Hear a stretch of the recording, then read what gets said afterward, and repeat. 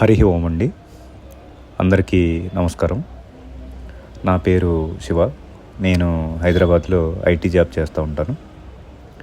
నేను విజయేందర్ గారిని కలిసిన తర్వాత నాకు కలిగిన అనుభవం మీతో పంచుకోవాలనుకుంటున్నాను. విషయానికి వస్తే నాకు వివాహం జరిగిందండి. తర్వాత కొలాప్స్ అయిపోయి డైవర్స్ తీసుకోవడం జరిగింది. మా గత 2 జనరేషన్స్ కూడా ఫ్యామిలీస్ అనేది డిస్టర్బ్డ్గా ఉండటం మాకుందండి. అంటే మా ముందు జనరేషన్, నాన్నగారు జనరేషను, తాతగారి జనరేషన్ కూడా వాళ్ళు కూడా సపరేట్ అయిపోయి డివోర్స్ దాకా వెళ్ళటం అనేది జరిగింది. తర్వాత విషయానికి వస్తే నాన్నగారు కాలం చేశారు నాకు చదువుకునే వయసులోనే. మా తోడబుట్టిన తమ్ముడు ఉండేవాడండి. తను కూడా అనారోగ్యం కారణంగా కాలం చేశాడు. నేను మా అమ్మ మాత్రమే పరిస్థితులను ఎదుర్కొని జీవితాన్ని నెట్టుకొస్తా ఉన్నాను అనమాట. నాకంటే ఎలాగైతే చెప్పానో, నాకంటే ముందున్న 2 జనరేషన్స్ మ్యారేజ్ లైఫ్ కూడా స్పాయిల్ అయిపోయి సపరేట్ అయిపోవడం వల్ల చిన్నతనం నుంచి నాకు ఆ పరిస్థితులని అర్థం చేసుకోవడం, ఆ పరిస్థితిలో పెరగటం వల్ల వాటి మీద కొంచెం అవగాహన రావడం ఇలాంటివన్నీ ఉండేది. అయితే నేను అనుకునేవాడిని మ్యారేజ్ లైఫ్లో కొంచెం జాగ్రత్తగా ఉండాలి, మేబీ ఇష్టమైన వాళ్ళని చేసుకోవడం వల్ల కానీ లైఫ్ బాగుంటుందేమో అని అనుకునేవాడిని. కానీ మీకు తెలిసిందే కదా, కానీ పరిస్థితులు మరియు ఎదుటివారి మనస్తత్వాల కారణంగా మనం కూడా అదే దారిలో నడవాల్సిన పరిస్థితి వస్తుంది. నేను కూడా అలాగే నడవాల్సి వచ్చింది. పైగా ఒంటరిగా పెరగటం వల్ల నాకు అంటే ఎమోషన్లెస్గా ఉండటం, కొంచెం రూడ్గా బిహేవ్ చేయటం, అంటే సెల్ఫిష్గా బిహేవ్ చేయటం ఇలాంటివి చేసేవాడిని అనమాట. ఇందులో విషయానికి వస్తే చిన్నతనం నుంచి కొంచెం భక్తి అనేది ఉండేది అందరిలాగానే. ఇంట్లో కానీ అప్పుడప్పుడు గుళ్ళకు వెళ్ళటం ఇలాంటివి చేసే ఉంటాం. తర్వాత అయినా మనం చెప్పుకోవాల్సింది ఏమంటే, మనం ఆనందంగా ఉన్నప్పుడు గుడికి వెళ్ళాం కదా, బాధలు వచ్చినప్పుడు మాత్రమే వెళ్తాం. అలాగే చదువు అయిపోయిన తర్వాత కూడా నాకు కెరీర్ అనేది పెద్దగా సెట్ అవ్వలేదు. దాదాపు ఒక 10 years వరకు వేస్ట్ చేశాను. అంటే రకరకాల ప్రయత్నాలని చేశాను. తర్వాత పెళ్ళి తర్వాత కూడా ఉద్యోగ ప్రయత్నాలని కంటిన్యూ చేస్తూనే ఉన్నాను. అయితే మా మనస్తత్వాలనే కలవకపోవటం, కొన్ని రకరకాల కారణాల వల్ల మేము అనేది డైవర్స్ తీసుకోవడం జరిగింది. అక్కడ నాకు ఎప్పుడైతే డైవర్స్ జరిగిందో అప్పటి నుంచి నేను అక్కడ ఉండలేక, అప్పటి నుంచి ప్లేస్ మార్చేసి ఆ పరిస్థితుల నుంచి బయటకు వద్దామని చెప్పేసి నేను జాబ్ చూసుకొని హైదరాబాద్ వచ్చేసాను. చాలా కష్టాలు పడ్డాను బిగినింగ్లో జాబ్ తెచ్చుకోవడానికి. అంటే కెరీర్ అంతా ఇమీడియట్గా సెట్ అవ్వదు కదా, మీకు తెలిసిందే కదా. కొంతకాలం తర్వాత జాబ్ చేశాను, మళ్ళీ చేస్తా. అమ్మ ఒకతే కాబట్టి నేను ఇంటికి జాబ్కి అలా తిరుగుతూ ఉండేవాడిని. అమ్మ మళ్ళీ ఇంట్లో అంటే కామన్గా ఇంట్లో ఒక అబ్బాయి ఇట్లా జరిగిన తర్వాత అయినా కానీ కొంచెం సెటిల్ అయిన తర్వాత మళ్ళీ వివాహం గురించి చెప్తారు, అమ్మాయి అయినా అబ్బాయి అనేది. అలాగే మా అమ్మ కూడా మళ్ళీ స్టార్ట్ చేయడం జరిగింది. అంటే నేను కొంచెం నాకంటే మ్యారేజ్ మీద ఇంట్రెస్ట్ పోవటం ఇలాంటివన్నీ జరిగిన తర్వాత నాకు అంతగా దాని మీద అనిపించలేదు. కానీ పోతా ఉన్న కొద్దిగా ఏమవుతుందంటే, అమ్మ ఆరోగ్యం అనేది క్షీణించడంతో బాగా ఆలోచించి తర్వాత నేను అగ్రీ చేసి ప్రయత్నాలైనా స్టార్ట్ చేసాం. తర్వాత ఒక అమ్మాయిని ఇష్టపడి కొంత సమయం జర్నీ చేసి పెళ్ళి వరకు తీసుకొచ్చాం. వాళ్ళు మా ఇంటి వరకు వచ్చి చూడటం, ఫిక్స్ చేసుకోవడానికి రావడం, వాళ్ళు వచ్చి వెళ్ళటం అన్నీ జరిగినాయి. వాళ్ళు వచ్చి వెళ్ళిన తర్వాత వాళ్ళు మాకు దూరంగా ఉంది, ఇంత దూరం మేము అమ్మాయిని ఇవ్వలేమని చెప్పేసి వాళ్ళు ఆగిపోయారు. మనం ఏంటంటే తర్వాత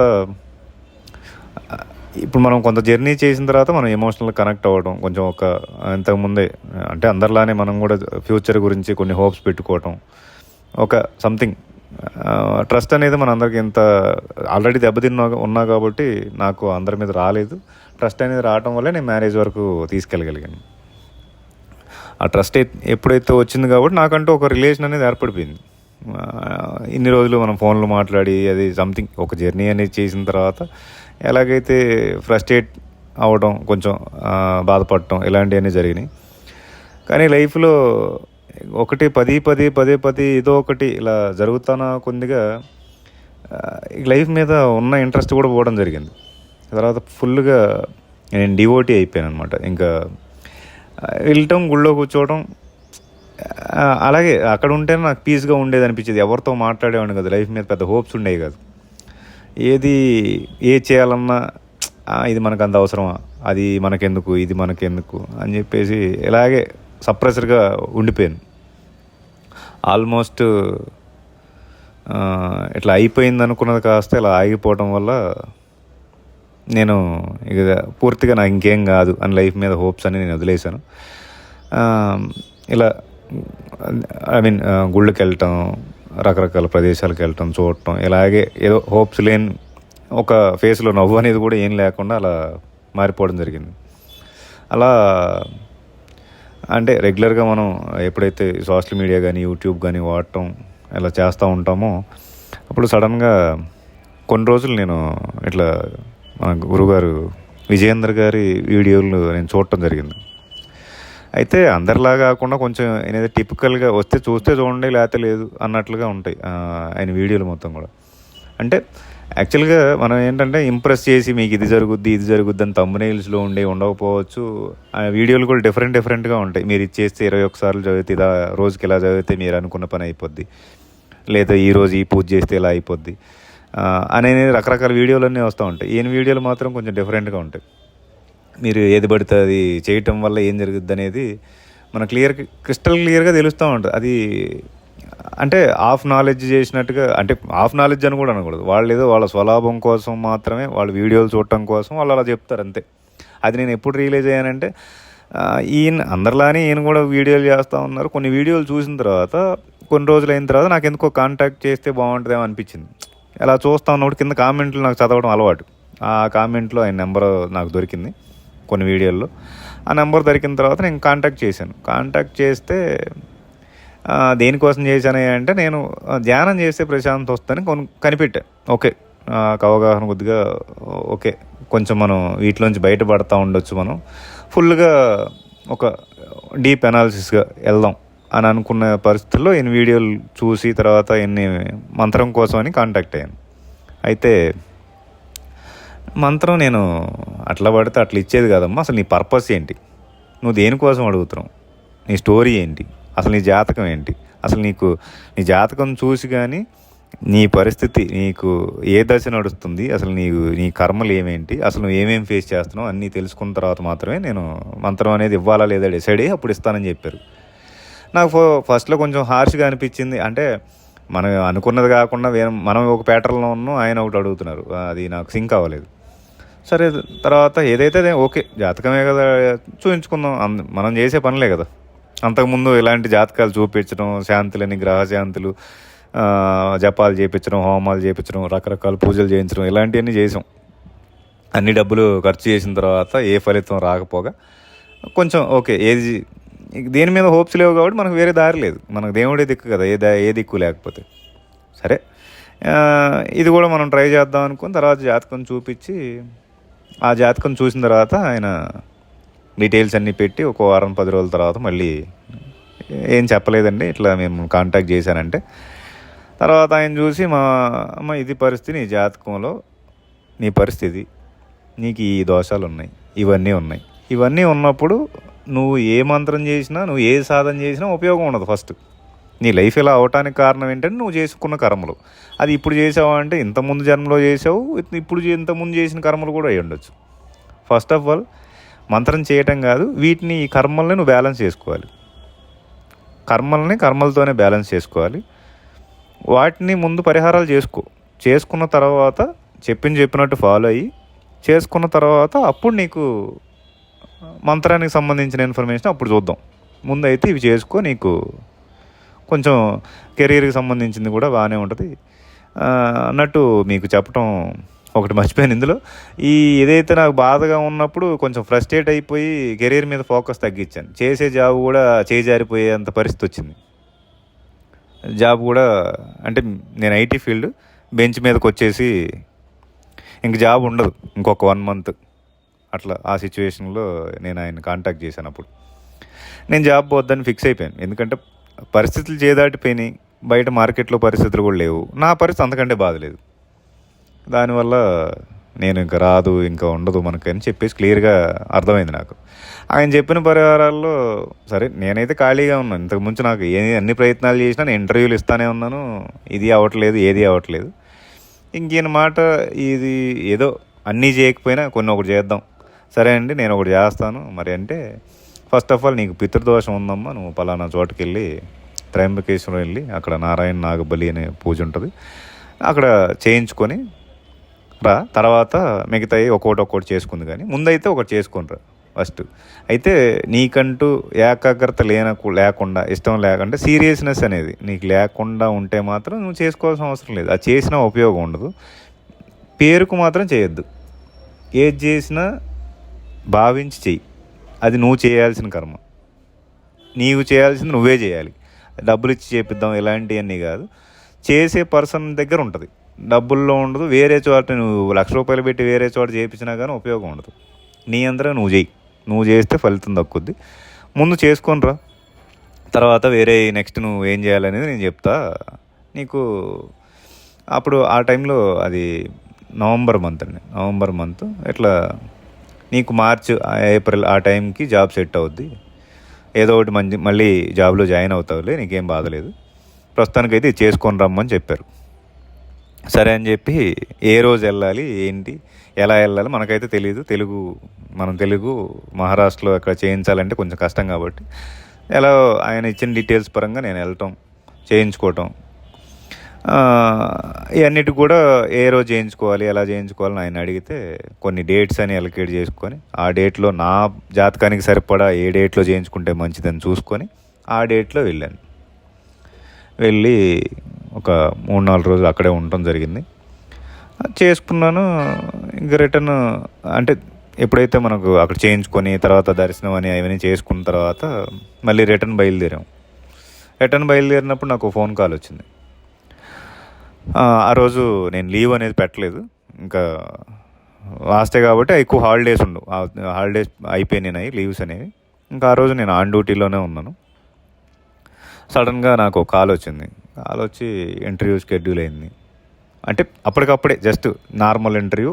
నేను ఎక్కడ కూర్చునే ప్లేస్ కూడా లేదు, రోడ్డు మీదే ఉన్నాను. రిటర్న్ బయలుదేరుతున్నాను అనమాట. ఇంటికి రిటర్న్ అయ్యే టైంకి ఫోన్ వచ్చింది. ఒక 15 minutes జనరల్ నార్మల్ క్వశ్చన్స్ అడిగారు.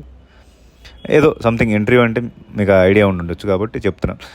ఆ 15 నిమిషాల్లో నీకు ఇంటర్వ్యూ అయిపోయింది, ఈ ప్రాజెక్ట్ అలొకేట్ చేస్తున్నాం అని చెప్పారు. నేను షాక్ అయిపోయాను. అంతకుముందు నానా కష్టాలు పడి కూర్చొని చదువుకొని ఎన్నో ప్రయత్నాలు చేసి నేను చేశాను.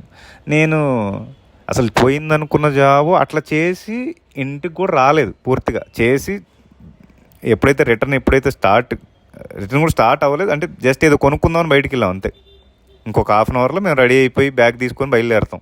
అలాంటి టైంలో ఫోన్ రావటం, నాకు ప్రాజెక్ట్ వచ్చిందని నేను నమ్మలేదు.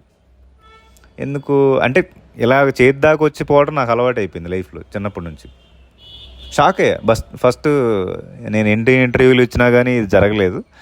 ఇదేంది సడన్గా నాకే డైరెక్ట్ కాల్ చేసి ఒక ప్రాజెక్ట్ వచ్చిందని చెప్పారు. సరే చూద్దాం, హ్యాపీ అనిపించింది ఫస్ట్.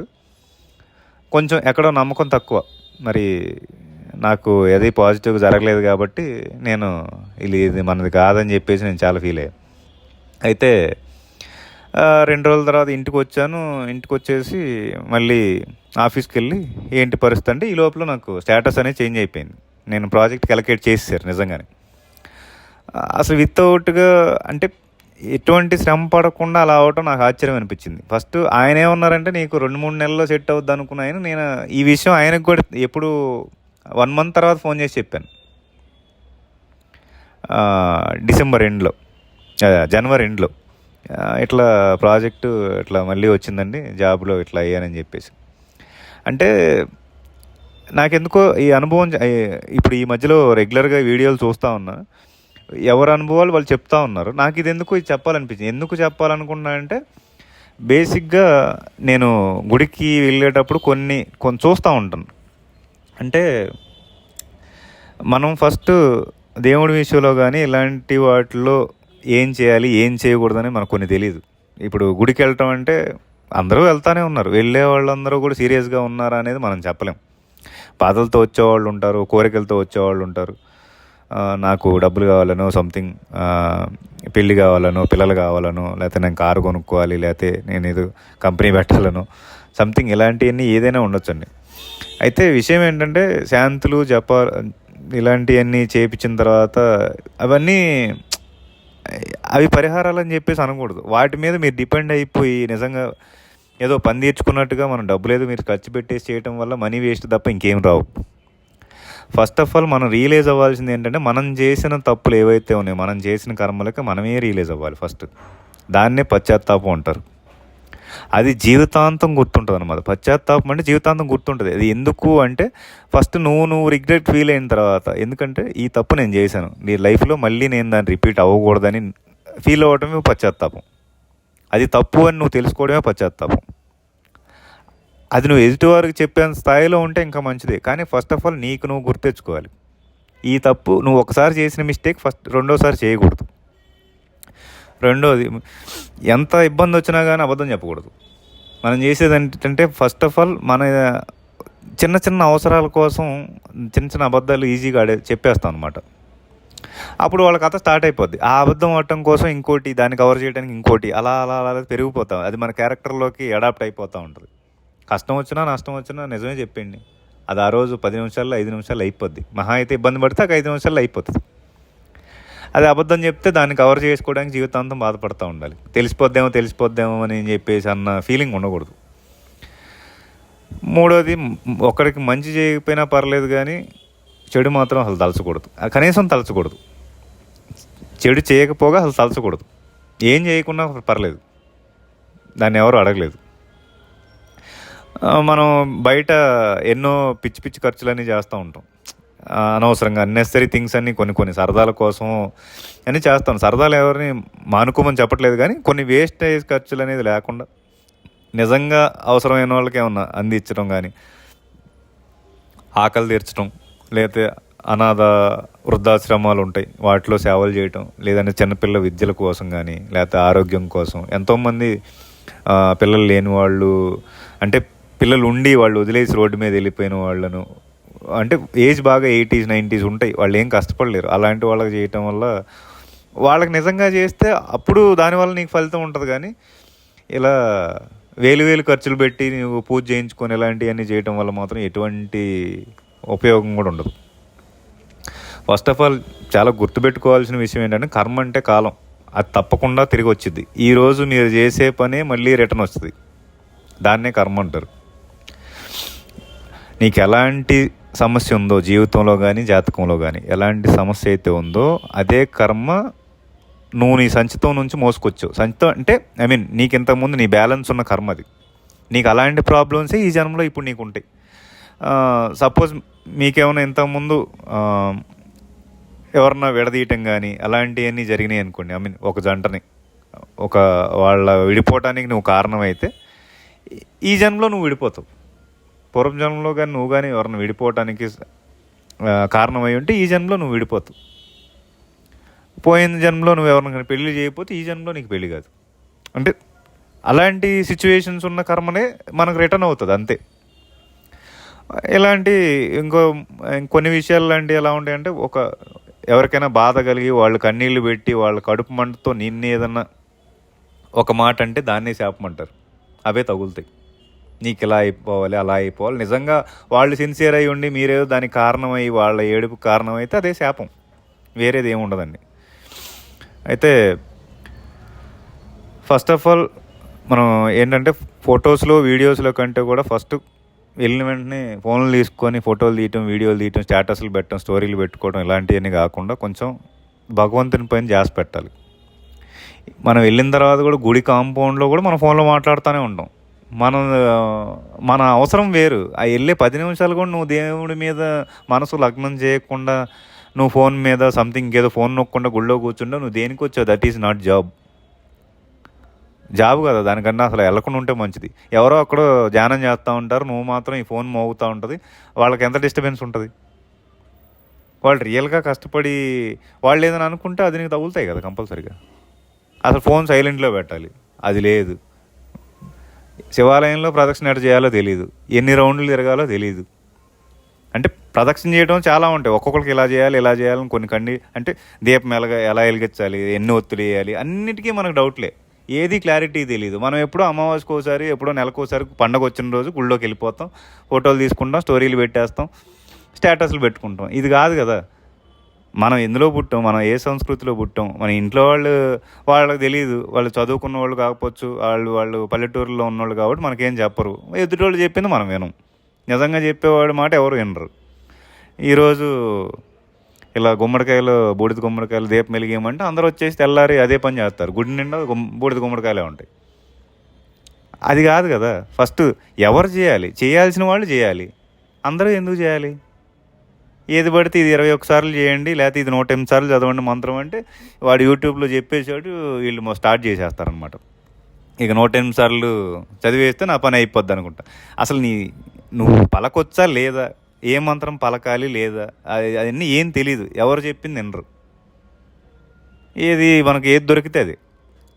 ఇలా తయారైపోకుండా కొంచెం గురువుని వెతకడం అంటే చాలా కష్టమైన పని అండి ఫస్ట్. రెండోది, దానం చేసి ప్రతిఫలం అసలు ఆశించకూడదు. నువ్వే వాళ్ళకి ఇంతకుముందు బాకీ ఉన్నావు అని అనుకో, ఎప్పుడో నువ్వు వాళ్ళకి బాకీ ఉన్నావు, లేదా అలాంటి వాళ్ళకి ఏదో సహాయం చేయాలని చెప్పేసి నీకు ఇంతకుముందు అలాంటిదే నువ్వు చేసేసి అక్కడ మర్చిపో దాన్ని. దాన్ని ఎప్పటికి కూడా మనం ఆశించకూడదు. ఫైనల్గా నేను చెప్పేది ఏంటంటే, గురువు దొరకటం కష్టం కాబట్టి గురువుని చేరుకోవాలంటే చాలా పరీక్షలు వస్తాయండి. చాలా సిచ్యువేషన్స్ మనం ఫేస్ చేయాల్సి వస్తుంది. అవి దాటుకొని మనం గురువుని చేరుకోవాల్సి వస్తుంది. గురువు నిజంగా చెప్పాలని గురువు తండ్రితో సమానం. గురువుకి వయసు నిమిత్తం లేదు. మంత్రం తీసుకుంటే అన్నీ పాటించాలండి. అవసరం కోసం కాదు, నీ జ్ఞానం కోసం. ఫస్ట్ ఏది ఆశించి చేయకండి. మీకు అట్లీస్ట్ మనశ్శాంతి దొరికితే చాలు అని అనుకొని చేయండి. అయినా ఇప్పుడు నా పర్సనల్ ఎక్స్పీరియన్స్ వైజ్గా అయితే నేను ఫీల్ అయ్యేది, విజయేంద్ర గారి లాంటి మార్గదర్శకులు దొరకటం మాత్రం నేను చాలా నా అదృష్టంగా భావిస్తున్నాను. చాలా థ్యాంక్స్ అండి. శ్రీ గురుభ్యో నమః.